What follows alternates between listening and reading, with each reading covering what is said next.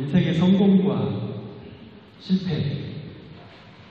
우리는 흔히 우리 인생을 성공이냐 실패냐 이 구도에서 생각합니다만, 인생은 성경적으로 볼 때는 이게 성공과 실패가 아니라 도전할 것이냐 배울 것이냐, 도전과 배움의 구도라는 것을 보게 됩니다. 우리가 대부분 살아가면서 가지는 그 긴장감이 있잖아요. 그런데 그 긴장감은 성공이냐 실패냐 하는 이 프레임에 갇혀져 있기 때문에 우리가 거기서 누리는 긴장감이 커요. 가만 생각해 보세요. 내가 왜 긴장하지? 왜 두려워하고 있지? 이 일에 대해서, 이 관계가, 내가 이 도전한 것이 실패냐 성공이냐 여기에 머물러 있기 때문에 어쨌든 루저가 되지 않기 위해서 발버둥 치는 거지. 긴장감을 가지고. 그런데 예수님도 그랬을까? 예수님은 결코 성공과 실패의 관점에서 일하시지 않으셨습니다. 만약 예수님이 성공과 실패의 프레임 안에서 사람을 바라보고 사역을 하셨다면 예수님을 장차 모른다고 부인할 베드로, 그리고 예수님을 배반하고 팔아넘길 유다도 제자로 부르시지 않으셨을 거예요. 그러나 그들의 실수와 허물과 어리석음을 실패했어 라고 낙인 찍지 않고 오히려 그 배움을 통해서, 그 뼈저린 그 배움을 통해서 더 큰 사명, 더 진실한 사명 앞에 설 수 있을 것이라는 그런 믿음, 확신이 있었기 때문에 기다려 주실 수 있었고, 뻔히 다 보이는데 참아주실 수 있었죠. 그 아이들이 엄마랑 아빠를 속여서 용돈을 좀 더 얻어내려고 막 이렇게 하면 엄마 아빠가 다 보이죠. 그리고 또 뭐 속이는 게 아니라 의도가 다 보여. 왜 저거 하려고 그러는지. 그런데 알아요. 부모는 뭐 하려고 하지. 그렇기 때문에 참아줄 때가 있어요. 내버려 둘 때가 있어요. 몰라서가 아니에요. 하나님의 사랑이 그러하다. 마찬가지로 우리가 하나님을 믿는 삶을 산다고 하는 것은 내가 한 이 선택이, 이 기회가, 내게 주신 이 독일에서의 이 시간, 여기서 살게 하신 이 시간들이 이곳에서 나의 도전이 실패할 거냐 성공할 거냐, 이곳에서 체류하는 이 시간 실패로 끝날 거냐 과연 좋은 결과물을 가지고 갈 거냐, 이런 프레임에 있는 것이 아니라 하나님이 이곳까지 오게 하셨고 하나님이 이런 기회를 주셨는데 여기서 하나님이 내게 배우게 할 것이 무엇이고 또 어떤 만남이 있을 것인가가 중요하고, 지금까지도 인도해 오셨던 그 하나님이 앞으로도 나와 함께 하실 것을 믿는다면 그 어떤 일도, 때로는 세상 사람들이 그건 실패라고 말하는 그 일도 사실은 이 한 번뿐인 인생에서 하나님이 내게 주신 의미 있는 일이라는 믿음을 가지고 이 자리에 있기를 간절히 축원합니다. 여러분, 내게 주신 이 기회들을 통해서 배우겠다는 생각만을 가지십시오. 더 배우고 더 주님을 알아가겠다. 이 일들을 통해서 내 이 전문 영역 안에서 하나님을 더 알아가겠다. 내 인생에 펼쳐주신 여러 가지 상황 속에서 실패냐 성공이냐를 바라보지 말고 하나님은요 너무나 내 삶 안에 다양한 의미들을 주고 계세요. 사인들, 증표를 주고 계시다는 거죠. 우리 인생들에게 펼쳐 보이시는 아주 다양한 의미들을 주시는데 나는 성공이냐 실패냐 여기만 머물러 있기 때문에 그것들을 못 보고 있는 거예요. 너무나 내가 누릴 수 있는 그 의미들이 내 인생에 너무나 많이 주고 있고, 오늘도 내게 만나는 사람, 그 한 사람의 그 대화 속에서 나에게 주신 하나님의 메시지가 있었는데, 내가 생각하는 그 강렬한 어떤 그 목적 때문에 이 모든 것들이 다 지워지고 들리지 않고 보이지 않는 거예요.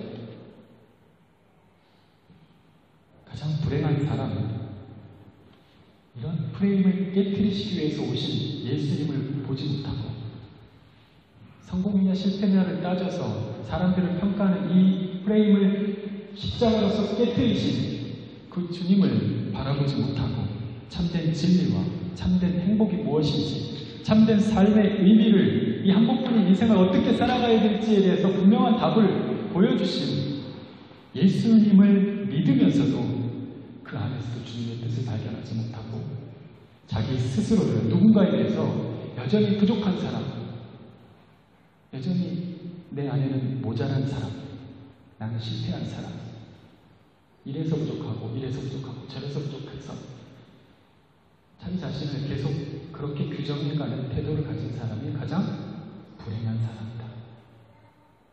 부족한 걸 따지면 안 부족한 사람이 어디 있어요?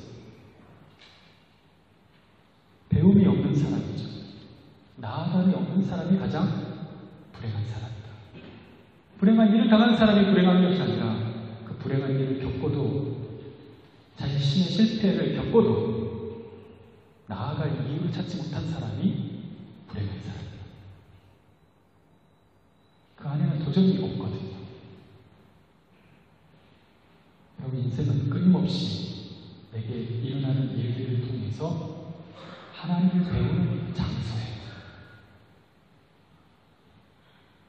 때론 그 사건 속에서 잘못된 선택을 한 나의 실수를 통해서 오히려 내가 실패한 것이 아니라 하나님의 바른 뜻을 깨닫기도 합니다.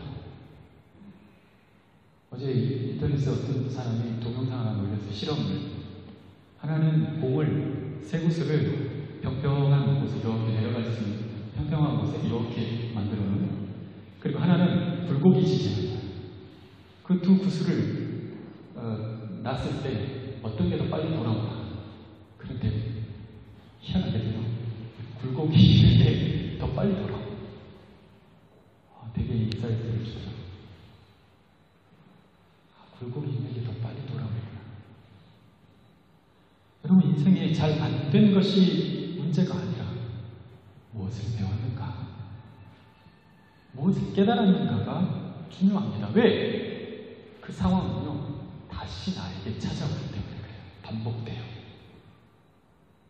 실패한 일이, 에이, 잊어버리고 말지. 근데 그게 다시 반복된다니까. 그렇기 때문에 하나하나의 우리에게 찾아왔던 것들에 대해서 철저하게 내가 반성하고, 이 안에서 하나님이 나에게 뭘 원하셨던 건지, 그리고 앞으로 내게 뭘 원하시는지를 묵상해놓지 않으면 또 똑같은 상황을 만들게 된다는 거죠.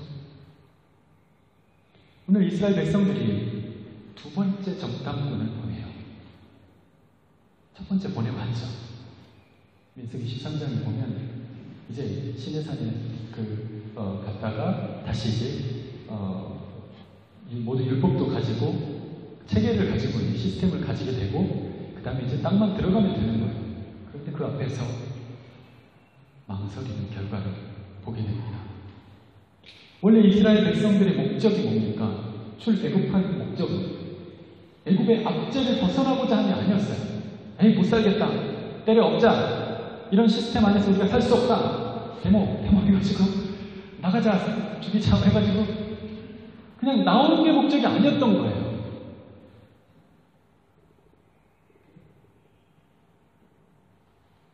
오래된 적폐와 폭력과 나쁜 고리를 끊어보자는 것이 아니었어요. 그게 목적이 아니었어요. 그건 당연한 거고, 오히려 어떤 일에 대한 반감이나 저항이나 그것에 대한 그 투쟁으로서 출애굽을 한 게 아니고 진정한 삶을 위한 도전이었어요. 못 살겠다 하고 여러분이 독일 오실 수 있습니까? 여기라도, 여러분 그렇게 그렇게 하면은 남는 게 없어.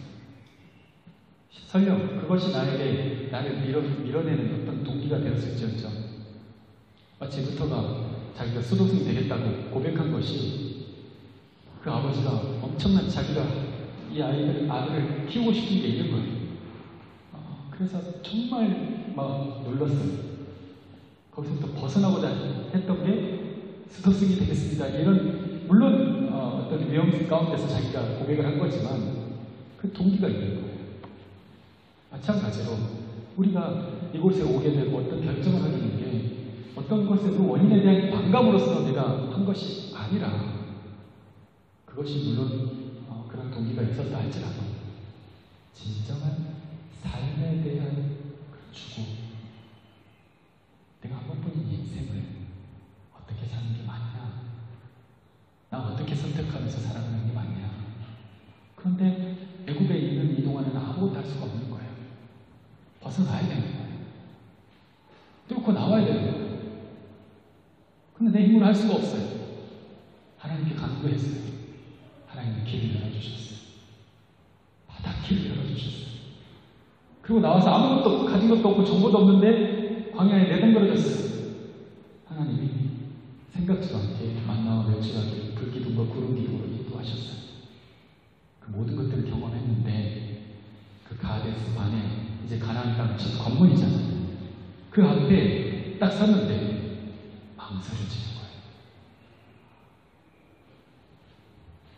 여러분, 진정한 삶을 위한 도전을 시작했는데 정말 하나님을 내가 예배하고 내가 내 삶의 주체가 돼서 하나님이 내 삶의 목적에 맞게끔 살게끔 하신 그 목적에 내가 정말 부합되게 살아가고 싶은 그런 몸부림이 있는 거예요. 그래서 나온 거였어요.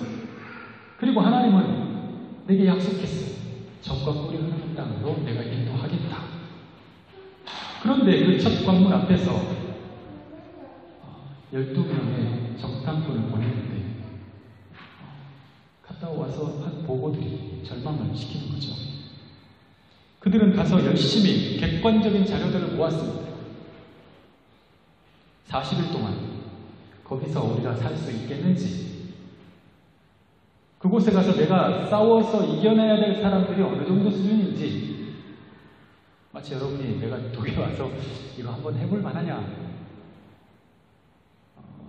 이미 타진을 해보고 오신 것처럼, 그리고 우리가 그곳에서 과연 오래 거주할 수 있는 곳인지, 모세의 명령대로 꼼꼼하게 살폈고 그 증거물로 탐스런 포도송이와 석류와 무화과를 하나를 짊어지고 왔습니다.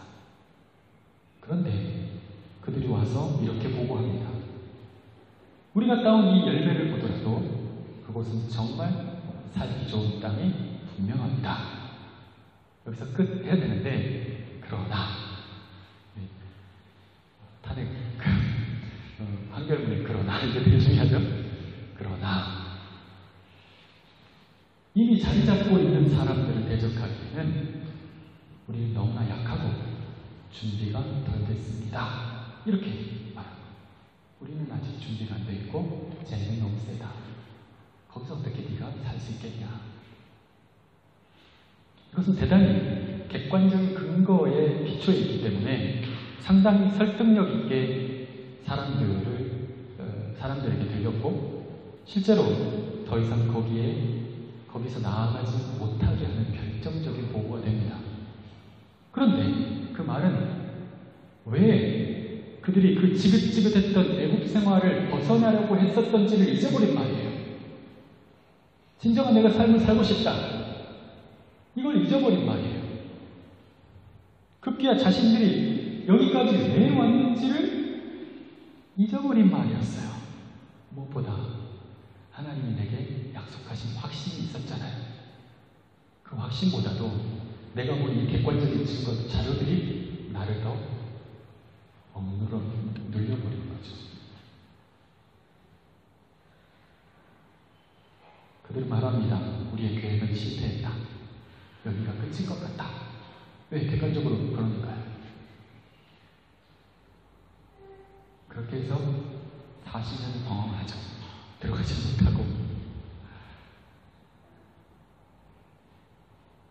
그때 들어갔으면 광야에서 죽을 사람들이 어차피 한 번 죽을 인생 한번 해보자.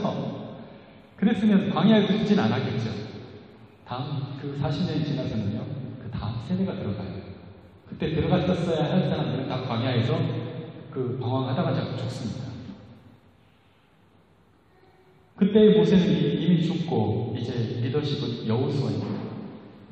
수많은 백성들을 이끄는 리더십이 무작정 돌격할 수는 없는 거잖아요. 그래서 이번에도 정탐꾼을 보냅니다.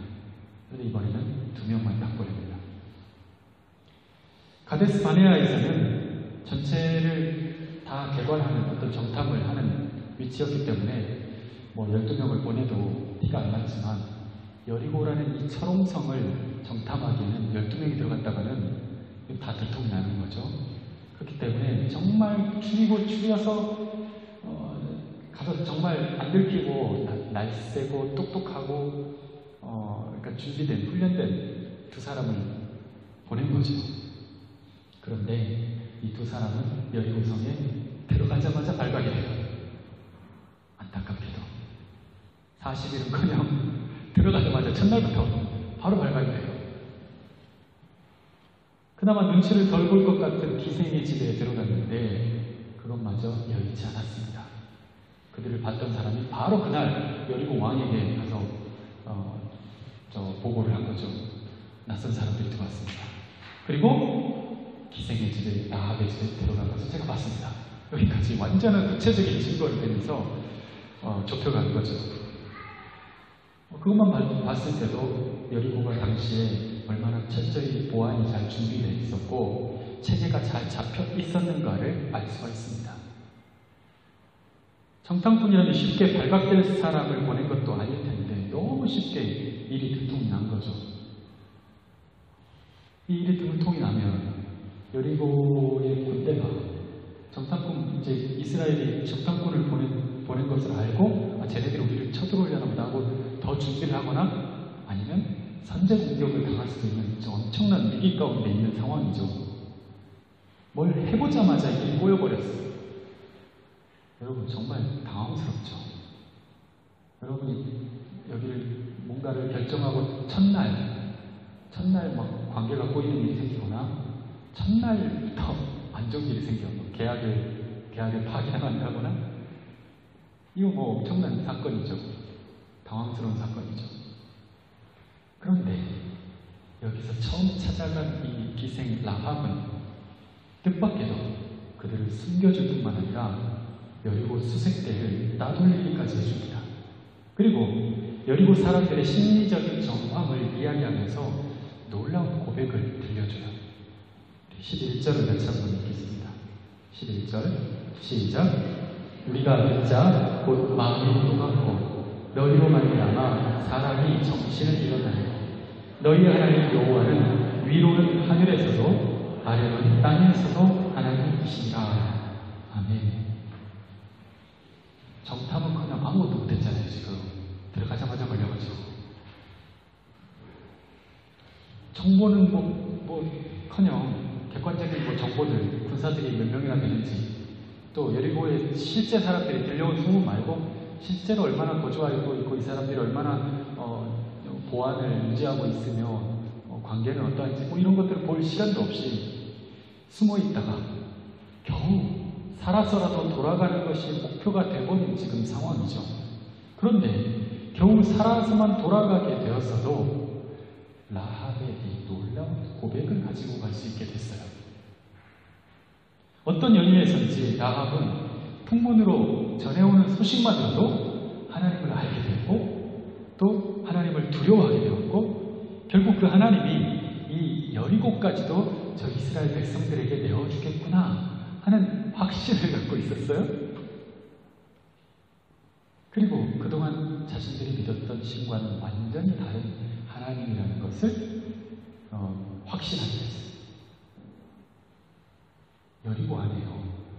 수많은 사람들이 있는데 수십만의 사람들이 있는데 그 중에 이런 믿음을 가지고 있는 사람이 딱 한 사람이 있는데 그 안에 급하게 들어가서 피한 집이 그 집인 거예요. 딱 그 사람인 거예요. 그리고 그날 밤 라합은 그들을 탈출시킵니다. 아니, 라합의 집이 성벽 위에 이 집이 있어서 줄을 달아내리면 바로 성벽 밖으로 나갈 수 있는 그런 참 아주 요새와 같은 그런 집이죠. 그래서 성벽이 높기 때문에 붉은 줄을 메어서 그들을 안전하게 내려가도록 도울 뿐만 아니라 한 사흘 정도 산에서 숨어 있다가 뒤쫓는 군사들 따돌리고 돌아가라 라는 친절한 이야기까지 해줍니다. 뭐 여기서 붉은 줄을 우리가 성경이 왜 붉은색 줄을 이렇게 할까 이 기원을 여기서 찾는 사람들이 있죠. 성경책 중간에 붉은 줄로 이렇게 하는 거는 이 라합의 붉은 줄 구원의 줄이다 이렇게 해서 해석하는 사람도 있습니다. 그리고 와서 이들이 이제 잘 도망을 친 후에 여호수아에게 와서 보고를 합니다. 24절 같이 한번 읽겠습니다. 24절. 제가 읽겠습니다. 또 여호수아에게 이르되 진실로 여호와께서 그 온 땅을 우리 손에 주셨으므로 그 땅의 모든 주민이 우리 앞에서 간단히 욕되다 하더라. 아니, 딱 한 사람 만나고 와가지고 완전 이건 사기야, 사기. 그죠? 가서도 겨우 도망쳐서 만난 딱 한 사람한테 그런 얘기 듣고 와가지고 그 한 사람의 말이 완전히 전부 그냥 일반화를 시켜서 그것도 대단히 그 믿음 좋게 와가지고 여호와께서 온 땅을 우리에게 주셨고 그 땅의 모든 주민이 다 떨고 있다는 거예요. 이거를 어떻게 믿을까요? 그래서 만나 한 사람 만났는데 그럽디다. 뭐 그래 이 얘기를 했겠죠. 그런데 여호수아는요 그 이야기를 듣고 바로 고합니다. 참 이해가 안 돼요, 그죠? 재고의 여지도 없이 준비하라는 거예요. 떠날 준비하라고. 이 두 가지 정황을 볼 때 우리는 헷갈립니다. 첫 번째의 이 정탐일 때는요, 분명히 객관적인 자료를 다 모았어요. 합리적이고 이성적인 분석을 통해서 가나안 땅에 우리가 들어갈 수 있는 땅인지, 살 수 있는지, 내가 쟤네들하고 게임을 했을 때 경쟁이 되겠는지를 철저하게 객관적인 합리적으로 분석을 했단 말이죠. 그리고 물증도 가져왔어요. 완벽한 논리가 완성이 된 거죠. 확실한 논리와 근거와 물증까지 들이미는데 이것을 거역할 수 있는 이성은 없어요. 그런데 두 번째 정탐꾼들, 시팀에서 보낸 두 정탐꾼들은 요즘 여론조사를 해도요, 지지율 조사를 하는데 한 500명이나 100명 갖고 이렇게 해가지고 이렇다. 이렇게 얘기하면 믿을 사람이 없어요. 왜? 오차가 너무나 심하죠. 그렇게 하면. 근거 없는 자료로 오차가 크기 때문에 사용하기가 힘듭니다. 그런 것처럼 딱 한 사람을 만났고 이후에는 그냥 쫓기다만 왔는데 와서 하는 보고가 하나님이 그 땅을 주셨다는 거예요. 여러분에게 오늘 이 두 자료가 있다면 어떤 것을 믿으시겠어요? 그것도 기생 출신의 한 여인의 말만 믿고 이 100만이 넘는 이 이스라엘 사람들을 데리고 철옹성 같은 그 당시에 가장 난공불락이었던 여리고를 향해서 간다. 쉽지 않은 결정이죠. 여러분 이제부터 되게 중요한 이야기를 하려고 합니다. 이 땅은 정탐해본 후에 갈 수도 있고 안 갈 수도 있는 땅은 아니에요. 전제를 우리 잘 세우자면서 내가 이거를 해야 될 일이 아니에요. 어차피 내가 해야 될 일인가 아닌가 이 문제예요. 또한 이 땅은 객관적인 증거가 어떻게 되든 간에 이 땅은 하나님에게 주시겠다고 약속하신 땅이에요. 여러분 이 두 가지를 놓치면 우리 스스로 혼돈에 빠져서 인생의 길을 결정할 때 스스로 나의 생각과 나의 판단에 스스로 말려 들어가 버려요. 갑자기 그거 바라보고 쫓아오고 이만큼 왔는데 갑자기 목표가 사라져버렸어요. 그럴 수 있는 거죠. 그렇다면 정탐을 하고 오라고 한 것은 여호수아도 그랬고 모세도 그랬던 것처럼 아무것도 우리가 모르니까 저쪽에 지금 뭐가 있는지 모르기 때문에 그곳에 가서 한번 자료를 좀 구해오라고 한 것이었을까?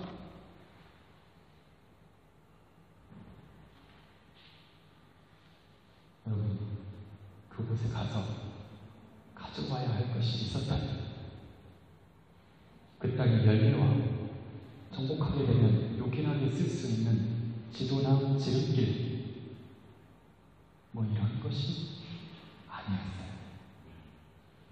이 두 정탐꾼의 사건을 비교해 봤을 때 무엇을 가져왔어야 되는가? 그들이 바로 이것입니다. 확신.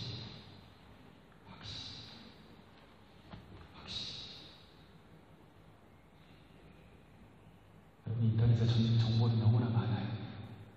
그러나 인터넷이 확신을 주지 않아요. 우리가 정보가 없어서 망하는 게 아닌 거죠. 쉬운 정보, 잘할 수 있는 정보,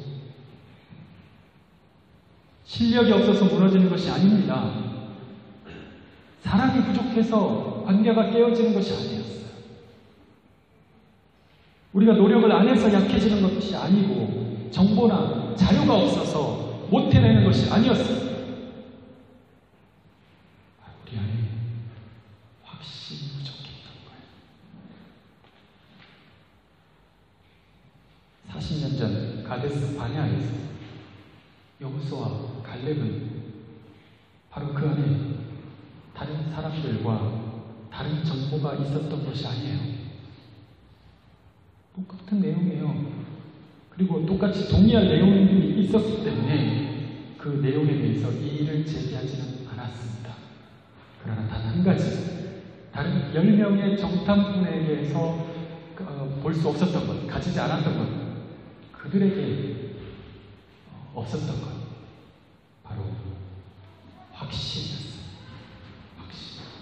그들은 그 땅을 보고 정보를 가져온 게 아니라 확신을 얻었어요. 여러분, 무엇보다 주님 앞에서 이 확신을 얻기를 간절히 축원합니다. 그거는요, 좀 정보가 부족해도 뒤에 밀고 갈 수가 있어요. 불안하지 않아요. 오늘 두 정탐꾼이 여리고성에 들어가자마자 발각돼서 쫓기는 몸이 되었고, 군사적으로는 겨우겨우 살아 돌아온 실패한 정탐꾼이었지만 분명 그들이 만난 유일한 사람, 그것도 기생이었지만 그가 베푼 도움과 그의 입술의 고백은 그 어떤 정보보다도 그 어떤 비밀 자료보다도 더 중요한 것이었습니다. 그 안에서 들어가서 그 라합이 얘기할 때, 아, 저 사람들이 우리를 두려워하고 있구나, 아, 그렇구나, 두려워하고 있어, 이렇게 적은 게 아니고, 그 얘기를 들을 때 그 내용이 중요한 게 아니라 그 눈빛을 보니까 라합이 얘기하는 그 눈빛과 진정성과, 그리고 이 말을 듣는 순간 성령께서 나에게 주시는 그게 있는 거예요. 하나님이 주셨구나, 하나님이 나 여기 보내셨구나, 하나님 우리에게 이 땅을 주셨구나. 그 짧은 순간이었고, 정말 뭐라 그러죠? 그 벼락치는 콩콩 그 순간이었지만 그 찰나의 순간에 확신이 있었어요. 확신. 하나님이 예비하셨구나. 그 고백을 들을 때 확신이 생긴 거예요. 하나님을 찬양할 마음이 생긴 거예요. 객관적으로는 이렇게 보고해야 했습니다. 여리고 사람들이 우리를 두려워한답니다. 홍해를 건너오고 또 저쪽에 있는 아모리 족속들을 친 것을 보고 아주 깜짝 놀랐답니다. 하지만 그들의 경계는 삼엄해서 저희도 들어가자마자 붙잡힐 뻔했습니다. 다행히 한 여인의 도움으로 돌아오긴 했지만 그들의 민첩하고 일사불란함은 쉽게 상대하기가 힘들 것 같습니다. 이렇게 객관적으로 보고해야 되는 거죠. 그런데 저기는 하나님이 주신 땅이 맞습니다. 이렇게 얘기를 하는 거죠. 여호수아는 40년 전 자신이 40일 정탐을 하고 돌아와서 가졌던 그 마음을 이 두 정탐꾼의 눈빛을 보면서 얘네들이 보고하는 건 일단 둘째치고 이 상황 속 이 얘기를 들을 때에 오는 성령의 그 움직임, 감동이 있는 거예요. 아, 주셨구나. 가자. 그때 내가 느꼈던 그 하나님이 이 땅을 내가 주셨다는 그 확신이 이 두 정탐꾼에게서 느껴지는 거예요. 단 하룻밤에 가서 발각되고 돌아왔지만 느껴지는 거예요. 아, 하나님이 주셨구나. 하나님이 허락하셨구나. 여러분, 이 길은 가야 할 길입니다. 이미 하나님이 가라고 하셨고 주신다고 하셨다니 정탐을 보냈던 것은요. 가서 네가 그 정탐한 보고를 듣고 내가 한번 생각해볼게. 이게 아니었고 이미 갈 거예요. 그런데 확신이 필요해요. 확신. 그런데 갔다 온 그 정탐꾼이 갔다 와서 하는 그 보고의 그 눈빛을 보니까 확신이 왔어요. 여러분, 확신은 곧 하나님의 약속에 대한 믿음이고 하나님의 구원에 대한 믿음입니다. 이 붉은 줄을 내려서 그들을 탈출시켜서 그 두 사람이 살아 돌아올 수 있었던 것처럼 아무리 철옹성 같은 여리고라 할지라도 하나님께 구원의 줄을 내리시겠구나. 확신이 되는 거죠. 여러분, 우리 삶을 한번 돌려보십시오. 우연히 만나게 된 한 사람, 내게 도움을 주었던 그 호의 하나에, 내게 내려줬던 그 붉은 줄 하나에, 그 하나하나가 이미 하나님이 내게 사인을 보내고 있는 거예요. 맞다. 네 사람이 맞다. 네 일이 맞다. 사인을 주고 있는 거예요. 그런데 우리가 왜 못 보는가? 성공할 것이냐, 실패할 것이냐, 난 계속 이 프레임을 돌고 있는 거예요. 그러니까 안 보여요. 하나님은 그 호의 하나에 어떻게 하다가 숨을 들어간 집이 그 집이었는데 우연이네.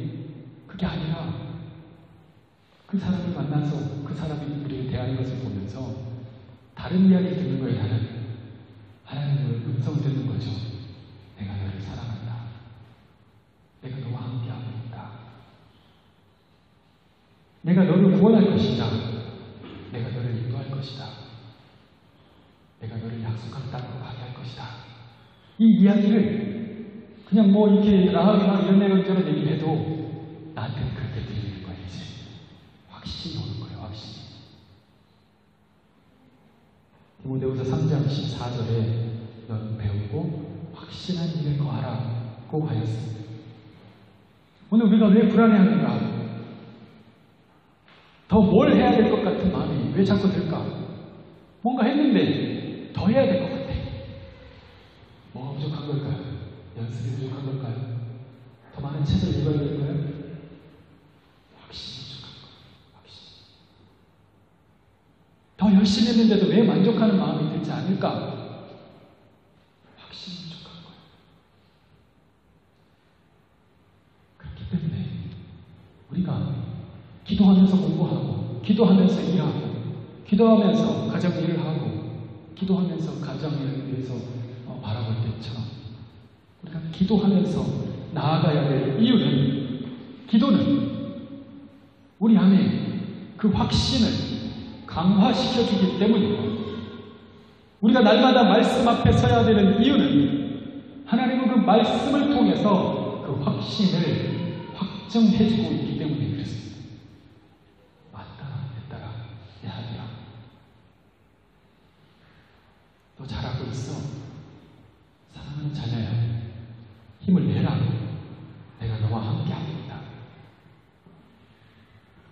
우리의 삶에 작지만 놓칠 수 없는 하나님의 인도하심의 증표들을 너무나 많은 것들을 우리에게 지금도 보여주고 계세요. 이 말씀 가운데서도 여러분 어떤 사람들에게 계속 지금 하나님의 증표로서 지금 들리고 있겠죠. 하나님은 그렇게 계속 보여주고 계시다는 거예요. 하나님의 계시가 우리의 삶 속에 너무나 자꾸 하나하나에 보여주고 계세요. 우리가 놓치고 있는 거예요. 우리가 세상에 눈이 어둡고 성공과 실패의 프레임에 갇혀서 하나님이 도전하게 하시는 것과 배우고 깨닫게 하시는 것에 대해서 못 보는 동안에도 하나님은 놀랍게도 계속 우리에게 사인을 보내고 계시다는 사실입니다. 여러분 영의 눈을 뜨십시오. 둘러보면 하나님이 베푸시는 것이 너무나 많아요. 나의 길을 지지하고 계시는 것이 너무나 많이 발견되고 있어요. 발견할 수 있습니다. 여러분 내 길이 견고해질 때 하나님을 믿게 되는 것이 아니라 우리가 하나님을 확신할수록 내 길이 견고해지는 거예요. 거꾸로 가진 것이죠. 누군가 채워줘야 할 사랑이 부족한 것도 아니고 어떤 일로부터 내 성취감이 채워져야만 하는 일이 아닙니다. 확신이 필요합니다. 그리고 그 확신은 이미 주님께서 우리에게 선물로 날마다 주고 계세요. 우리가 기뻐하는 이유, 하나님 오늘도 확신을 주시고 아침에 일어났는데 또 확신을 주시고 또 공부할 때 확신을 주시고 계속 확신을 주시는 거예요. 그것을 붙잡고 일할 때 비로소 우리가 갈 이 길의 동력을 얻게 되고 힘든 어려움을 만났을 때 자료들을 많이 가지고 있는 사람이 이기는 게 아니에요. 어려움을 만나면 딱 알아요. 그 사람은. 저 사람은 진짜인지 아닌가. 확신이 없는 사람이 무너지는 거예요. 인맥이 없어서 또는 돈이 없어서 또는 뭐 다른 어떤 이유들 그것 때문이 아니라 넘어지는 사람은 확신이 없어서 넘어지는 것이죠. 깨지는 사람도 마찬가지예요. 확신이 없는 거예요. 여러분 믿음의 확신을 가지고 사십시오. 가슴을 펴십시오. 좀 부족해도 확신을 달라고 구하십시오. 그것만 있으면 돼요. 그것까지는 싸울 힘이 생겨요. 버틸 수 있어요. 눈을 크게 뜨고 주님이 바라보게 하시는 땅을 확신을 가지고 바라볼 수 있는 저와 여러분 되기를 예수의 이름으로 축원합니다. 우리 같이 한번 이 산지를 내게 주셔서 오늘 주신 말씀 기억하면서 찬양으로 보내드렸으면 좋겠습니다.